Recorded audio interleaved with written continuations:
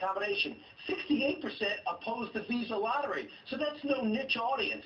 81% want illegal immigration reduced.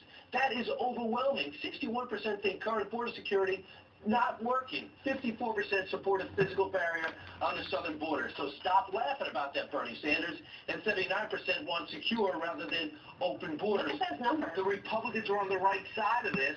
In those numbers, they're somewhat compromised. But Democrats can also have the green light to compromise on their side and not alienate their base. Well, so those are the results from the Harvard-Harris poll, and it looks like America is lined up with what the President of the United States had said all along he wants.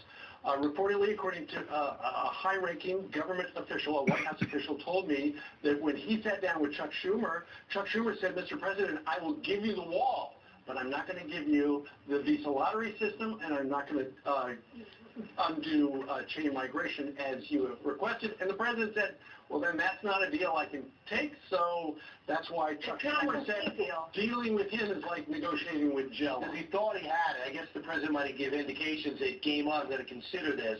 And by the time he left, when Steve Miller reportedly came back in the room, and Tom Cotton and John Kelly, who was there the whole time, said, let's look at this. Said, I'm not for this. To me, that's the foundation of a deal. You come in and say, listen, you give me the whole wall, why don't you give me 2/3 of the wall, go back for the rest of it. And by the way, he didn't want $28 billion, he only wants $18 billion. And then you say, on chain migration, you got to come across a lottery. And so look at those numbers, Chuck.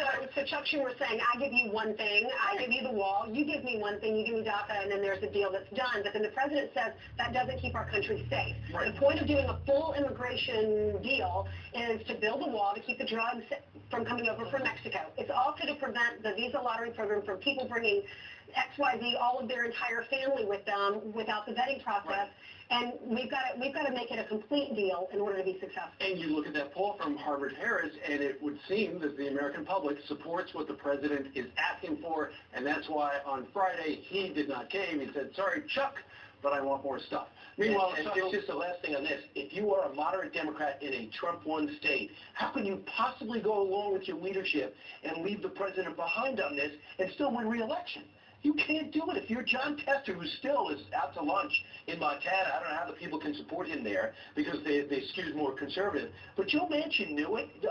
Senator Jones, who just got the job 10 minutes ago, he knew it. He goes, you're not going to leave me out to dry here. I'm hearing from a lot of people, if the President would not do the crazy tweets and he would just stay on policy and stay on numbers and stay on immigration, then even the Democrats would get on board with him. Because if you talk to a Democrat, they don't like the tweets. A lot of Republicans love it. They love that he has the direct line to them, especially the folks, down in the South, Midwest, all of that, and don't like the liberal media. But if you talk to the Democrats, they all say, we like what he's doing with our paychecks. We like what he's doing with immigration if he would just tone down the rhetoric. So you mentioned the tweets. He also tweeted this morning. One of the biggest stories in a long time, the FBI now says it is missing 5 months' worth of lovers struck page texts, perhaps 50,000, and all in prime time. Oh, my God. So what's he talking about? The Department of Justice did release to the investigators the Lovebird text from Strzok and Page on Friday. But then they also said, and by the way, our fucking president is awesome.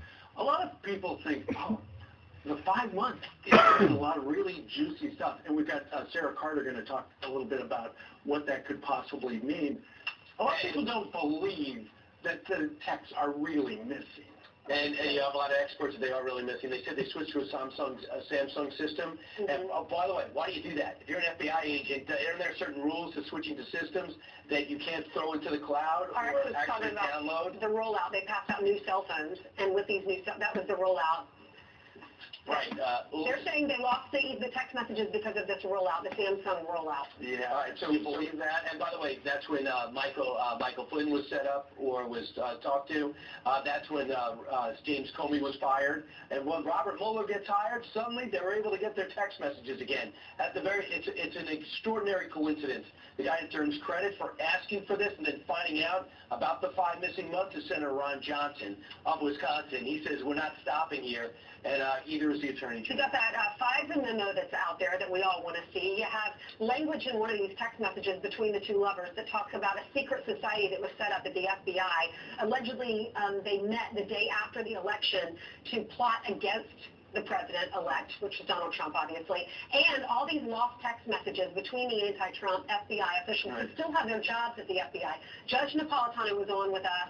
He said, talking about Jeff Sessions, he said, "I'll leave no stone unturned." He said Jeff Sessions really needs to pursue this. Listen.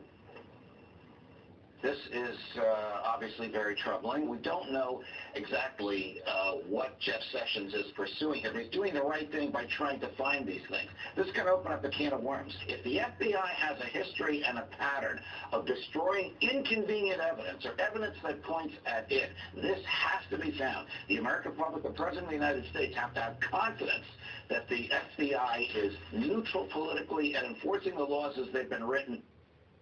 You know what is so troubling about this is because this 5 months worth of text messages were lost recently. So that would mean whoever lost them is still working there. Just as the same as the lovebirds. And you asked that earlier. Why are they still working there? I mean, Mr. Strzok has a job in human resources now, and Lee Spague continues to be an attorney for the Department of Justice, but still, they seem so tainted from what we have seen. Why would they still have their job? One thing is pretty clear. It's an intriguing story. No matter how it turns out, it is newsworthy. To you, to us, but not to the network. ABC, let's take a look at the total. CBS, let's take a look at the total. NBC, let's look at the total. They didn't even cover the story. Zero, about the 5 months worth of missing text messages. Wow, unbelievable. So what did they cover instead of that? Well, ABC was gushing about the Super Bowl. CBS was talking about how Minnie Mouse got her own star on the Hollywood Walk of Fame, which is a long time coming. And the NBC network covered another royal wedding in the United Kingdom. Nothing about, last night, about the missing 5 months worth of lovebird FBI text messages. I know that we all cover some fun stories too. So some of them cover Mickey Mouse, Minnie Mouse, whatever. That might be at the bottom of their newscast and it's fun. But to not cover this story at all, that's why we tell you what they did choose to cover. For them not to cover this at all, these are your tax dollars. These are FBI, bad apples at the FBI. And in my opinion, they need to get out. My sources within the FBI are sick of it, because there are a lot of amazing agents within an organization. And you have a few bad apples that taint the organization and give it a bad reputation. And they're sick of it, and they want them out. Well, here's the thing. Until I just read that, I didn't realize Minnie Mouse had a star on the Walk of Fame. There you go. And you know what? For that, Julian? Julian, why did you not tell us this? I apologize. She was off yesterday. I was off yesterday, but it was the top of my list today. Yeah. I had so many other stories. I forgive you. By the power vested in me, I forgive you. Thank you very much, Brian. I feel so much better now. Right. Seriously, though, we do have a lot of breaking news stories that we've been following. So let's get you caught up right now, starting with the Fox News alert. Moments ago, the tsunami watches and warnings up and down the West Coast were canceled. It comes after a powerful 7.9 earthquake rocks Alaska near Kodiak in the middle of the night. Police there urging people to get to higher ground all morning long, but once again, all tsunami warnings have been canceled. Homeland Security reports there is no damage. Another Fox News alert, new video this morning as we learn the U.S. Air Force is using A-10 Thunderbolt jets in Afghanistan. It's the first time in more than 3 years. The jets will support American and Afghan troops. It's the latest sign of escalating military operations and involvement against the Taliban under the Trump administration. Also breaking right now, a frantic search underway for 5 people missing after a series of fiery oil rig explosions. The blast going off in Oklahoma, shooting flames and black smoke into the air. It took hours to put the fire out. 17 employees were rescued. 1 rushed to the hospital. The site has been shut down pending an investigation. And that's look at your headlines. So as you could see, Minnie Mouse didn't really didn't make the cut. Did not make the cut. All right, sorry, guys. We have 40 minutes left. Okay. Right, we'll see. I believe in you. All right, 12 minutes out after the hour. Coming up, you've heard about the deep state, but now new text messages from these FBI agents reveal there could be a secret society. We're quoting them. Going after Donald Trump. It's true. And guess why? Sarah Carter has been covering this story from the beginning and confirms it shortly. All right, but first, Pete, having breakfast with friends out in Illinois. We're going to check back with him coming up.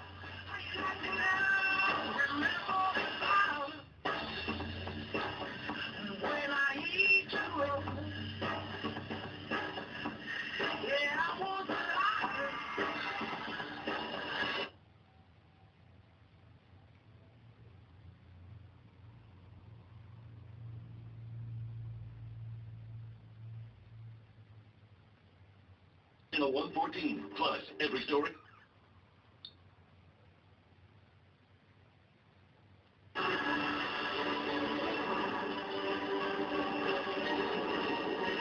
The day after the election, the day after what they really didn't want to have happen, there's a text exchange between these two FBI agents, these two supposed to be objective, fact-centric FBI agents saying perhaps this is the first meeting of the secret society. So, of course, I'm going to want to know what secret society are you talking about, because you're supposed to be investigating objectively. Lawmakers outraged as bombshell texts from that anti-Trump FBI agent and his girlfriend suggest a secret society within the agency meant to perhaps discredit the president. Fox News contributor and investigative journalist Sarah Carter has been covering this story from the very beginning and joins us now with the latest. Sarah, are we going to see these text messages? Will they be recovered? Oh, as far as the text messages are concerned, we've heard two different things. One is the possibility that the Inspector General may have already grabbed them early on, Michael Horowitz. Now, these are two different stories. I've heard something different from the, sources within the DOJ and other sources within the, congressional committees. Mm-hmm. But it may be that he already grabbed them. If that's the case, then that means somebody deleted them after, and they know there will be obstruction of justice.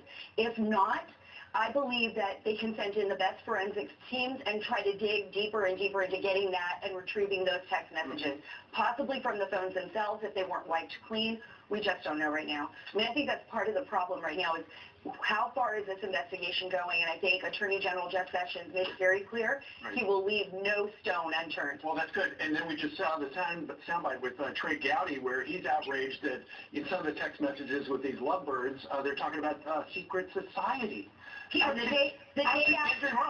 day after the election. Okay, so here they get, their worst nightmare has come true, right? The president is elected. That's something they did not expect. Remember, this is something we even saw in the text messages. FBI sources said from the very beginning that they didn't want President Trump to make it to office. This is why I'm concerned that they're still working at the FBI. The same thing you brought up earlier, Ainsley, I'm hearing from my sources too. FBI agents are saying, why are they still there? I mean, not only were the lovebirds. Well, look, they were having an affair. They were both married. They're working counterintelligence. That's enough for blackmail. Now they're sending text messages on an insecure phone. Believe me, the Germans, the Russians, the Israelis, everybody is going into those phones and trying to suck out all the information they have. I remember when Louis Freeh was in charge and 9/11 happened. They look back and they go, the FBI was third-rate computers. The communication was terrible. We heard it got upgraded and cybersecurity was at its greatest, and now I'm extremely worried about everybody. But their explanation is centered around just it's ridiculous. Many the FBI was provided Samsung 5 mobile phones. They did not capture or store text messages due to misconfiguration issues related to rollouts, provisioning, and software upgrades that conflicted with the FBI's collective capabilities. Does that make sense? Who rolled out Samsungs that were not capable or compatible? Who even understands that jumbled up mess of technical, right? That's the idea. I can tell you this, that a lot of people within the DOJ, possibly even the Inspector General himself, a lot of people within those committees do not buy this, and they are going to investigate this. It might be difficult to prove, but they are definitely investigating. Why is Christopher Wray holding on to Andy McCabe? Why is he threatening to quit if he's fired? So you've heard the same things I've been hearing. I haven't been able to verify that yet, but I have heard the same, that Christopher Wray is threatened to quit if Andy McCabe is fired, and I don't know that, and I haven't had an opportunity to talk to Director Wray. When we see the memo? I think we're going to see it in about 2 weeks. Okay, 2 weeks. Sarah, thank you. Keep fingers crossed. Okay. I mean, coming up, Democrats and Republicans are blaming each other for causing the shutdown, but one person at MSNBC says blame media. This program is brought to you by Centrum Silver, now verified non-GMO.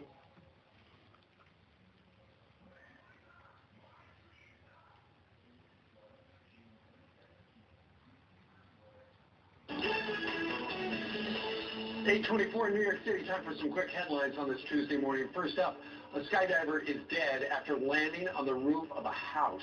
Witnesses on the grounds in Southern California say the man appeared to be unconscious and that his emergency parachute deployed moments before crashing. The victim took off from a skydiving school less than 1 mile away. And police released terrifying video of a drunk driver slamming, oh my goodness, into officers. California Highway Patrol, CHIPS, using the video to launch a new anti-DUI campaign. They say 3, oh my goodness, of their officers have been hit by impaired drivers recently. 1 officer was killed, 3 others significantly hurt. Back to business. President Trump signing a deal to get the government back open as the Democrats who forced the shutdown still appointing blame. The White House refused to engage in negotiations over the weekend. The great deal-making president sat on the sidelines. This, as liberal journalist Joy Reid points blame at media bias. In a tweet, she writes, "There is nothing so predictable as media spin in favor of Republicans." Right. Really? But we were talking about Earth. Here to react, Daily Wire editor-in-chief Ben Shapiro. Ben, you know those right-wing spinmeisters, you know, the media just is run by the right wing. 100%. I mean, since 2013, when there was a study showing that a full 7% of journalists are registered Republicans or identify as such, I've known that the media has been biased toward Republicans. I mean, Joy Reid is, I think, on this stuff patently insane. She said yesterday, by the way, that the Democrats won the shutdown on Twitter. She said that they actually manipulated the president, which is a shock. She also said last week that Jeff Flake, the senator who made a speech openly on the floor that said ripping Trump was a Trumpist. So clearly the media bias extends to Joy Reid in favor of Republicans. These stats are ridiculous, by the way. In the first 100 days, according to the Harvard Kennedy School of Government study, the media coverage of President Trump was unprecedentedly bad and negative. In fact, networks like CNN and NBC had negative stories covering the president outpaced positive ones at a 13-to-1 rate. CBS covered the president 90% negative, in excess of 90% negative. That was not rare in the media. So this idea from Joy Reid that somehow the media was responsible for the Democrats losing this, if the Democrats were able to lose this political standoff with the media as heavily biased toward Democrats as they have been historically, that just shows how bad the Democrats were at this. Since you were talking about who, in her estimation, won this whole shutdown thing, who do you think won and lost? Who are the winners and the losers?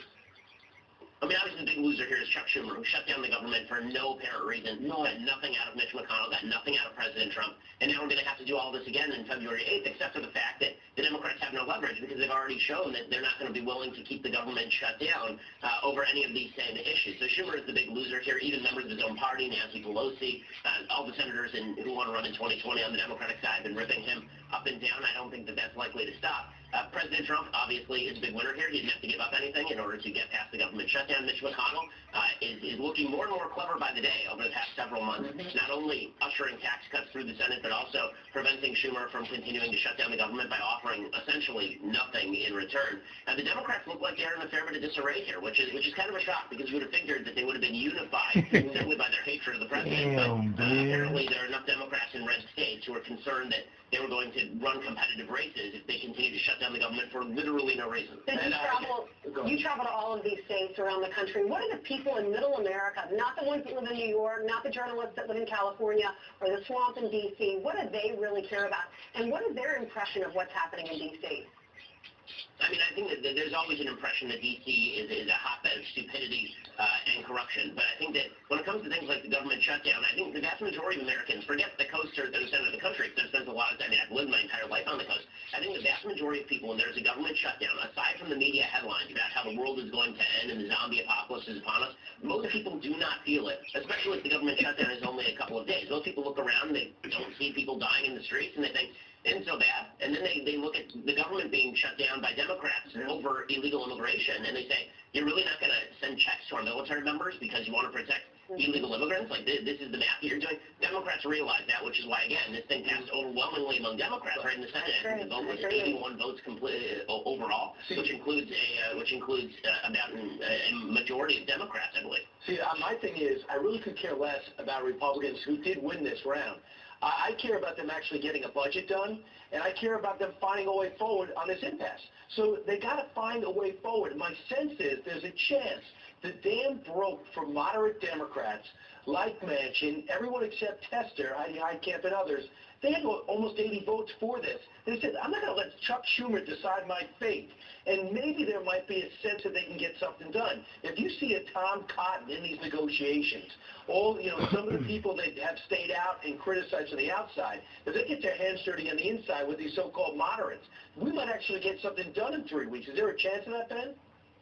I think there is a chance of that, particularly because the president is going to have to stand fast, and he has stood fast so far. If he stands fast on his immigration platform and he says, listen, you're not going to get full-on DACA, some sort of executive amnesty enshrined in law, unless we also get not only border security, but also a revisions to the diversity visa lottery program and revisions to chain migration, and we actually get some serious immigration reform here, then nothing's going to happen. And he has the prerogative, right? He's the chief executive. He could just continue to not enforce the law the same way that Obama did. So there's really not a lot of political pressure on the president at this point, but there is a lot of political pressure on the left, from the left side to the Democrats. I think that so long as Trump stands fast and he stands with folks like Tom Cotton and, yes, Stephen Miller, I think that he's going to be able to get a much better deal out of Democrats than skeptics thought just a few weeks ago. Thank you, Ben. It's 8:30 here on the East Coast. We appreciate you being with us. You bet.